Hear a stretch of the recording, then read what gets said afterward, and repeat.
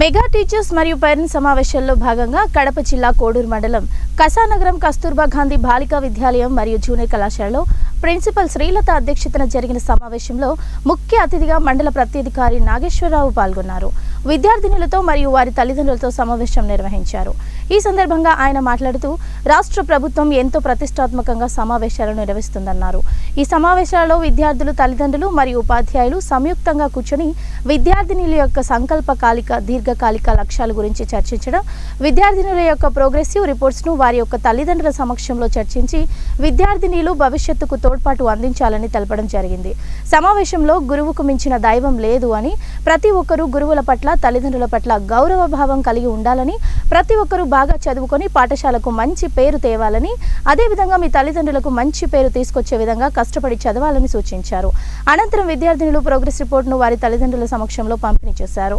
ఈ కార్యక్రమంలో మండల విద్యాశాఖ అధికారి శ్రీ సునీల్ కుమార్, ఐసిడిఎస్ సూపర్వైజర్ శ్రీమతి సుగుణ, ప్రిన్సిపల్ శ్రీలత, పాఠశాల విద్యా committee chairman M Varakumari, committee సభ్యులు, విద్యార్థినులు తదితరులు పాల్గొన్నారు.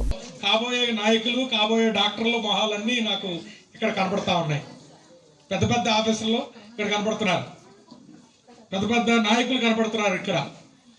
ఇక్కడ కూడా నాకు డాక్టర్లు, ఇంజనీర్లు కనబడుతూ ఉన్నారు. అవుతారా లేదా? Very good. ఎందుకంటే ఈరోజు మీరు ఒక ప్రతిజ్ఞ చేసుకుంటే రేపు అలా తయారవుతారు. అయితే మరి ఎందుకు ఈరోజు మీటింగ్ పెట్టింది ప్రభుత్వం అని మీరు అనుకోవచ్చు. ఎందుకంటే ఈరోజు పిల్లలు ఏం చదువుతున్నారు, మీ పిల్లలు ఎలా బిహేవ్ చేస్తున్నారు, మీ పిల్లలు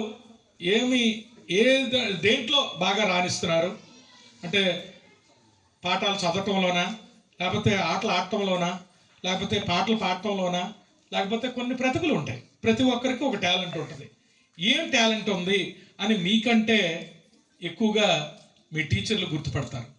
ఎందుకు అంటున్నామంటే ప్రతిరోజు వారి పాఠాలు చెప్పేటప్పుడు 1 సంవత్సరంగా 2 సంవత్సరాలుగా చూస్తూ ఉంటారేమో